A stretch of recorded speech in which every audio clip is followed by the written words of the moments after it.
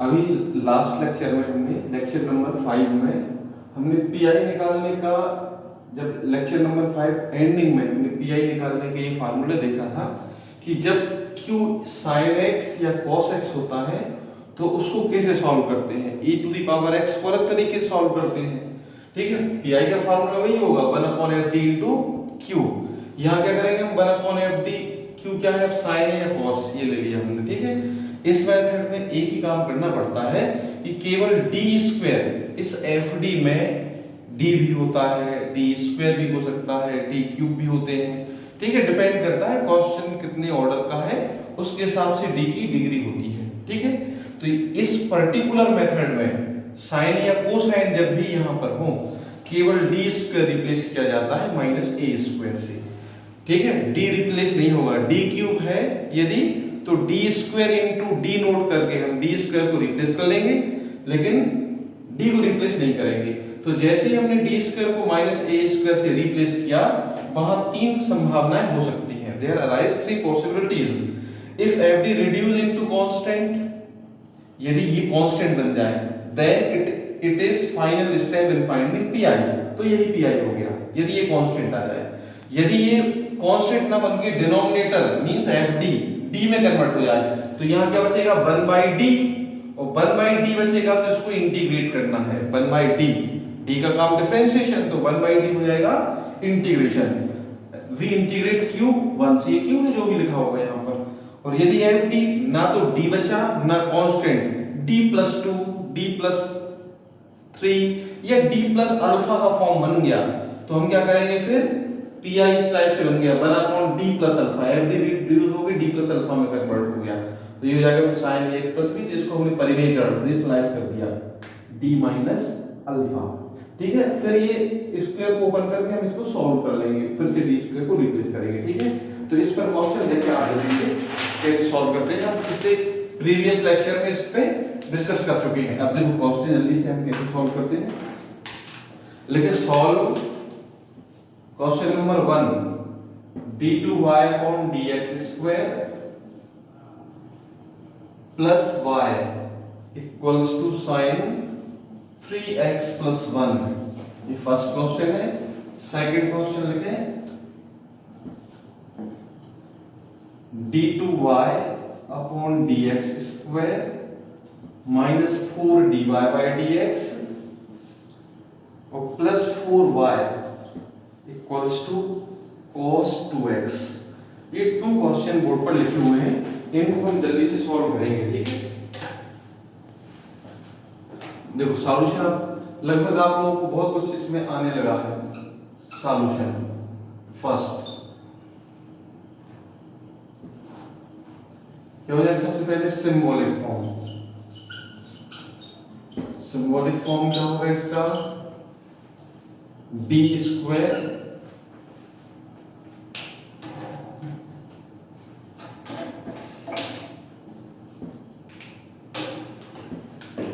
d² y plus y equal to sin 3x + 1, where d किसे लिख दिया dy/dx को।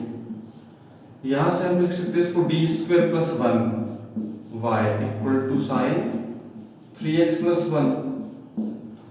अब इसका सिंबॉलिक फॉर्म निकालें। कंप्लीट सॉल्यूशन चूंकि ऑर्डर 1 से ज्यादा है तो CF + PI होगा। इट्स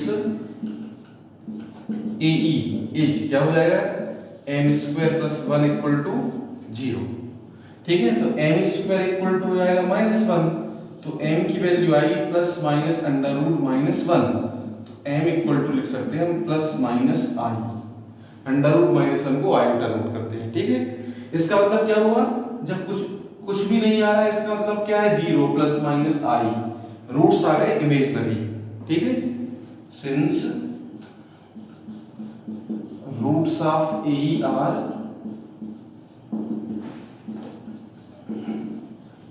imaginary, then CF क्या होता है इमेजिनरी में, जब m की वैल्यू अल्फा ± i बीटा के फॉर्म में आए तो CF होता है e⁴ c1 cos βx + c2 sin βx। तो यहां अल्फा की वैल्यू क्या आ रही है अल्फा 0 और बीटा क्या आ रहा है, आई का कोफिशिएंट बीटा है, आई का कोफिशिएंट कुछ नहीं है तो 1 मानते हैं। तो CF क्या हो जाएगा, e to the power alpha मतलब 0x C1 cos beta means 1 plus C2 sin 1x, ये आ गया CF। ठीक है, फाइनली CF को ऐसा भी लिख सकते हैं e की पावर 0 बन गया C1 cos x plus C2 sin x। अब हमें इसका PI निकालना है। ठीक है, PI निकालने के लिए क्या काम करना पड़ेगा हमें, PI का फॉर्मूला होता है 1/FD इंटू Q। तो 1/FD क्या है, ये है FD y equal to Q। तो FD है d स्क्वायर प्लस 1, तो Q क्या है sin 3x प्लस 1। अब इस मेथड में क्या काम करना होता है हमें कि d स्क्वायर के लिए रिप्लेस होता है। ठीक है, जो भी FD में जहां भी d स्क्वायर बनते हैं उसमें हम d स्क्वायर को रिप्लेस करते हैं माइनस a स्क्वायर से। माइनस a की वैल्यू कितनी 3, तो 3 का square plus 1 into sine 3x plus 1 on replacing d square by minus 3 square. तो ये आ गया -9 प्लस 1 तो -1/8 साइन 3x प्लस 1। देखो लास्ट उसमें हमने यही बात आपसे डिस्कस की थी अभी, इसके जस्ट पहले क्या डिस्कस किया था, ये डिस्कस किया था आपसे कि जैसे ही हमने d स्क्वायर को माइनस a स्क्वायर से रिप्लेस किया, वहां 3 पॉसिबिलिटी हो सकती है। पहली कौन सी कि डिनोमिनेटर कांस्टेंट में कन्वर्ट हो जाए तो यही PI हो गया। मान लो d बचता तो इसको इंटीग्रेट कर देते, या d प्लस अल्फा बचता तो हम इसको रेशनलाइज कर देते। ठीक है, ये हमारा PI हो गया। Hence complete solution, hence complete solution y equal to CF plus PI। अब आप ये नोट कर सकते हो CF क्या आ रहा है, PI क्या आ रहा है। y इक्वल टू CF आ रहा C1 cos x plus C2 sin x minus 1/8 sin 3x plus 1, ये आंसर है। इस 1 का कोई रूल नहीं, साथ में चल रहा है। ठीक है, अब देखिए क्वेश्चन नंबर सेकंड में सॉल्यूशन देखें। सबसे पहले क्या लिखेंगे हम, सिंबॉलिक फॉर्म। CF हर एक क्वेश्चन में निकालना पड़ता है। सिंबॉलिक फॉर्म क्या हो जाएगा, d स्क्वायर d/dx को डिनोट किया -4d प्लस 4 y सभी जगह बाहर ले लिया, डायरेक्ट लिख रहे हैं ना, cos 2x साइड में आप लिख लेना कि d क्या है ना, where d equal to dy/dx है। ठीक है, अब देखो इट्स ऑक्सिलरी इक्वेशन क्या बनेगा, m² minus 4m plus 4 equal to 0। d के प्लेस पर स्मॉल m पुट कर दिया। ठीक है, इसको हमें सॉल्व करना है। तो यहां से ये हालांकि देखने में समझ में आ रहा है m-2 का होल स्क्वायर दिख रहा है। आप फार्मूला भी अप्लाई कर सकते हैं, तो m की वैल्यू 2 और 2 आ गई। ठीक है, तो सिंस रूट्स कैसे आ रहे हैं इसके, since roots of a are real and equal, तो CF क्या होता है इस केस में, C1 प्लस C2x और e टू दी पावर जो भी इक्वल x आ रहा है m1x। ठीक है, ये CF आ गया। अब जल्दी से इसका PI देखें। PI का फार्मूला क्या होता है, PI इक्वल्स टू होता है 1/FD इंटू Q। तो 1/FD क्या है बेटा, d square minus 4d plus 4 और ये Q क्या है, RHS में cos 2x। बहुत सारे टीचर इसको गलत लिखते हैं, cos x अपॉन लिख देते हैं। ये हमें ध्यान रखना है कि ये 1/FD है, मींस एक डिफरेंशियल ऑपरेटर है और इस फंक्शन पे ऑपरेट हो रहा है। ठीक है, ये कोई दो नंबर का रेशियो नहीं है। तो 1/FD देन Q। यहां पर क्या काम करना पड़ेगा हमें, इस मेथड में चाहे sin x हो या cos x हो, केवल d स्क्वायर रिप्लेस होता है।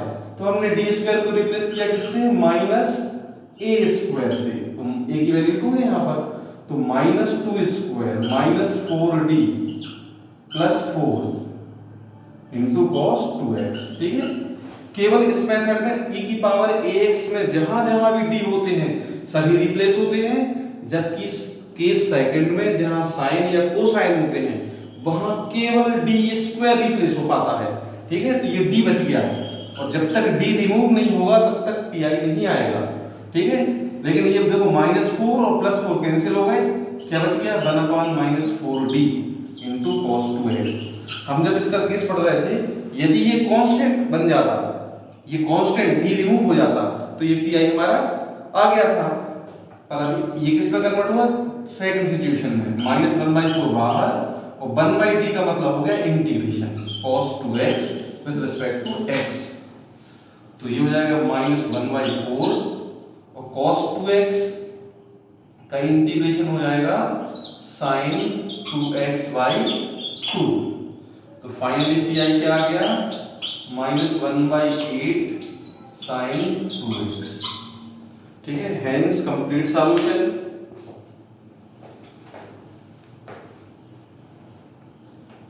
Hence complete solution y equal to CF plus PI। तो y इक्वल टू आ गया, CF क्या आ रहा है, C1 plus C2x e to the power 2x। ये फार्मूला देख लेना आप एक बार, अगर कंफ्यूजन हो तो, -1/8 sin 2x। ठीक है, ये सारे के सारे लेक्चर की जो सीरीज है डिफरेंशियल इक्वेशन की, उसको हमने किस टाइप से बनाया है, lecture wise, first lecture, second lecture, third lecture. तो ये लेक्चर नंबर 6 है। अगर कुछ भी चीज समझ में नहीं आती तो इसके प्रीवियस लेक्चर आप देख सकते हैं। ठीक है, YouTube पर मिलेगी। क्लियर है, कंप्लीट सॉल्यूशन। लास्ट में आंसर में क्या नोट करना है आपको, एक लाइन और, C1 where C1 and C2 are the arbitrary constants। ठीक है, तो एक और क्वेश्चन इस पे लिखें, थोड़ा सा चेंज कर दे रहे हैं। देखो, सॉल्व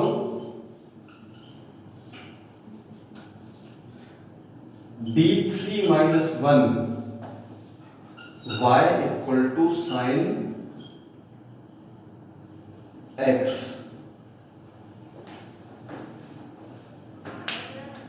ठीक है, इस क्वेश्चन को हमें सॉल्व करना है। अब ये सिंबॉलिक फॉर्म में ही दिया हुआ है।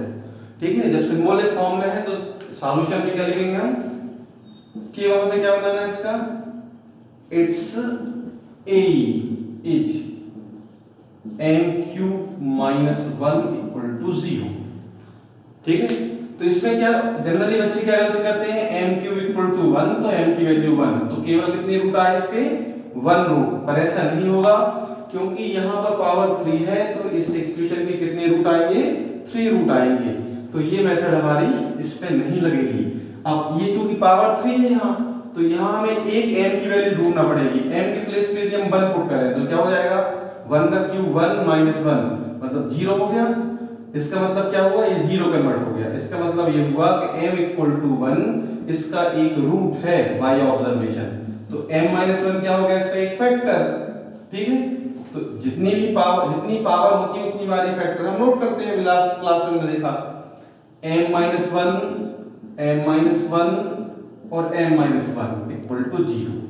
ठीक है, मतलब बहुत आसान तरीका है। एक रूट बाय ऑब्जर्वेशन हमने ढूंढा, वो क्या आया, 1। तो m - 1 उसका एक फैक्टर हो गया। तो फैक्टर को कितनी बार नोट करना है, जितनी मैक्सिमम पावर हो। तो 3 टाइम हमने नोट कर लिया। अब हमें ऐसे मल्टीप्लायर्स लेना है कि जो ऊपर वाले इक्वेशन में कन्वर्ट हो जाए। यहां हमने m² से मल्टीप्लिकेशन किया, तो फर्स्ट टर्म क्या आ गया, m³। ठीक है, अब क्या जरूरत है हमें, यहां -m² बन रहा है, -m²। जरूरत कितनी हमें, बिल्कुल भी नहीं। तो -m², तो यहां +m लेना पड़ेगा। तो +m² ये हो गया, और -m² ये कैंसिल हो जाएंगे, तो m² अलग हो गया। अब देखें अगला टर्म क्या आएगा, -m। ये क्या आया, -m, जबकि m नहीं है, तो +1 ले लें। तो +m और ये -m कैंसिल, लास्ट में क्या बच गया, -1 इक्वल टू 0। तो m² m - 1 को कॉमन ले लो, तो यहां बन जाएगा m² + m + 1 इक्वल टू 0। ठीक है, तो अलग अलग 0 के इक्वल कर दे, m ये भी 0 और ये m² + m + 1 इक्वल टू 0। यहाँ से तो m इक्वल टू 1 ये पहले से मालूम था, यहाँ हम फार्मूला अप्लाई करते हैं m equal to minus B plus minus under root of B square, मतलब 1 का स्क्वायर minus 4 into A into C upon 2a। m की वैल्यू जाएगी minus 1 plus minus under root of minus 3 बन गया अपॉन 2, तो m की वैल्यू आ गई minus 1 plus minus under root 3 को प्लस 3 लिख दिया, ये i हो गया और 2। जब भी i आ जाए तो वो इमेजनरी, अंडर रूट प्लस 3 बन गया अंडर रूट 3 और अंडर रूट माइनस 1 को i नोट कर लिया, ठीक है। जब भी i आता है वो रूट इमेजनरी होते हैं, अगर ये i नहीं आ रहा होता प्लस अंडर रूट 3 अकेला आ रहा होता तो इरेशनल रूट माने जाते हैं, ठीक है। इसको बोलते हैं क्यूबिक रूट ऑफ यूनिटी, ठीक है। ये क्यूबिक रूट है, इसको ऐसा लिख सकते हैं, देखो m क्यूब इक्वल टू 1 तो m equal to 1 to the power 1/3, ये आपने पढ़े हैं और इसकी वैल्यू क्या आती है 1 ओमेगा और ओमेगा स्क्वायर, ये क्यूबिक रूट ऑफ यूनिटी आते हैं, यही है minus 1 plus under root 3i/2 omega और minus 1 minus under root 3/2 omega square, ठीक है। ये आपने 11th में पढ़े हुए हैं। रूट कैसे आ रहा है, since roots of A are imaginary, तो CF कैसे दिया जाता है, CF अब डायरेक्ट लिखेंगे e to the power alpha, मतलब ये वाला part e to the power minus 1/2 x c1 cos beta under root 3/2x plus c2 sin under root 3/2x plus एक और रूट आ रहा है तो ये आ रहा है c3 e to the power n1, तो केवल 1 आ रहा है, ठीक है। ये रूट रियल ये इमेजिनरी आ रहे थे तो c एक इमेजिनरी जैसा नोट कर दिया plus c3 to the power x आ गया। हम चाहते तो इसको ऐसा भी लिख सकते थे, पहले c1 to the power x note कर सकते थे, फिर ये हो जाता है e की पावर माइनस ये c2 और ये c3, तो ये आर्बिट्रेरी कांस्टेंट है, कहीं भी आ सकते हैं।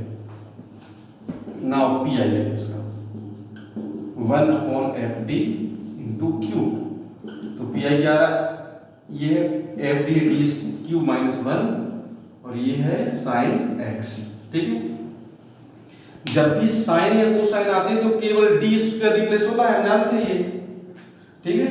तो यहां पर ध्यान देना केवल d स्क्वायर को रिप्लेस किया हमने, तो एक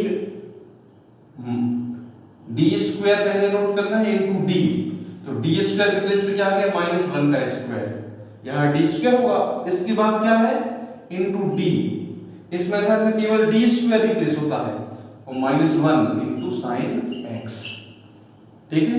और यदि क्लियर नहीं हुआ हो तो एक स्टेप और बढ़ा देते हैं, ठीक है, 1/d² into d minus 1 into sine x। तो इस मेथड में क्या होता है केवल d स्क्वायर रिप्लेस होता है माइनस a स्क्वायर से, a की वैल्यू क्या है 1x कुछ नहीं, तो ठीक है माइनस 1 का square into d minus 1 into sine x।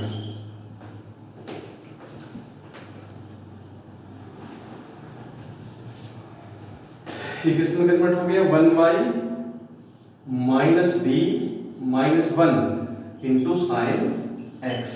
अभी हमने यही सिस्टमैटिकली पढ़ा है कि डिनोमिनेटर जैसे हमने d स्क्वायर को माइनस a स्क्वायर से रिप्लेस करें और यदि ये कांस्टेंट में कन्वर्ट हो जाए तो यही pi हो गया, ठीक है। यदि डिनोमिनेटर में d बच जाए मींस 1/d तो इसको इंटीग्रेट कर देंगे। अब ये देखो d प्लस अल्फा बन गया तो d को रिमूव नहीं कर पा रहे हैं हम, तो इसको क्या करेंगे हम रेशनलाइज करेंगे, परिमेयकरण, ठीक है। तो क्या हो जाएगा ये ऊपर जाएगा तो minus d plus 1 upon minus d minus 1 minus d plus 1 into sine x। यहां पर देखो माइनस d प्लस 1, ध्यान देना ये देखो ये a एक जैसा है वो माइनस b है और ये प्लस b है, तो a minus b a plus b a square minus b square, तो माइनस d का square d square minus 1 into sine x, ठीक है। अब यहां पर ध्यान देना माइनस d प्लस 1, अब फिर से वही प्रोसीजर स्टार्ट होगी, d स्क्वायर को रिप्लेस करना है माइनस a स्क्वायर से और minus 1 into sine x।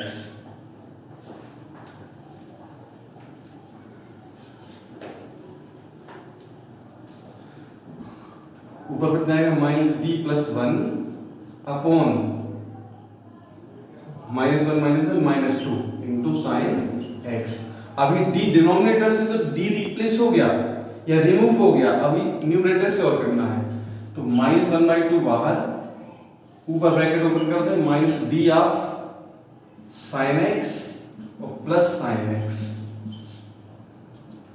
-1/2 minus sine D का मतलब D upon D x differentiation, sine x का डिफरेंशिएशन cos x, तो ये माइनस cos x हो गया और प्लस साइन एक्स पहले से ये आ गया P I. Hence complete solution y equal to C A plus P I. ठीक है, तो सी एफ और पी आई को हम नोट कर लें। y इक्वल टू जाएगा सी एफ आ रहा था e to the power -1/2 x c1 cos √3/2x plus c2 sin √3/2 x प्लस c3 e to the power x और pi आ गया -1/2, माइनस को और बाहर ले लें तो हो जाएगा +1/2 cos x minus sin x। ये आंसर है where c1 c2 and c3 are the arbitrary constants.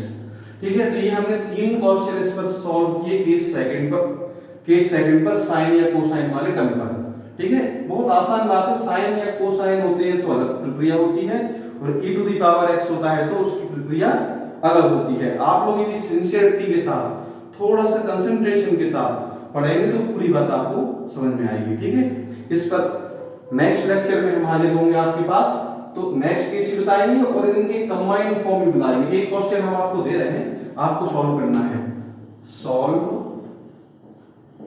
d2y/dx² -3dy/dx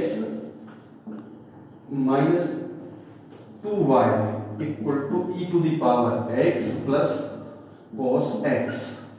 इसमें दोनों ही केस शामिल हैं, तो जब pi निकालेंगे हम तो दो भागों में वो डिवाइड हो जाएगा। ठीक है, तो नेक्स्ट क्वेश्चन जब भी हम सॉल्व करेंगे तो इनको दोनों को कंबाइंड के फॉर्म में हम सॉल्व करवाएंगे और नेक्स्ट लेक्चर में, लेक्चर नंबर 7 में केस थर्ड पढ़ेंगे, जब आरएचएस में जो q है वो साइन, कोसाइन या e to the power x के अलावा, ठीक है, x की पावर m को तब कैसे हम pi निकालेंगे। ठीक है, तो यदि आपको समझ में आ जाए तो लाइक करें, शेयर करें, ठीक है, और सब्सक्राइब भी करें। ठीक है, थैंक यू।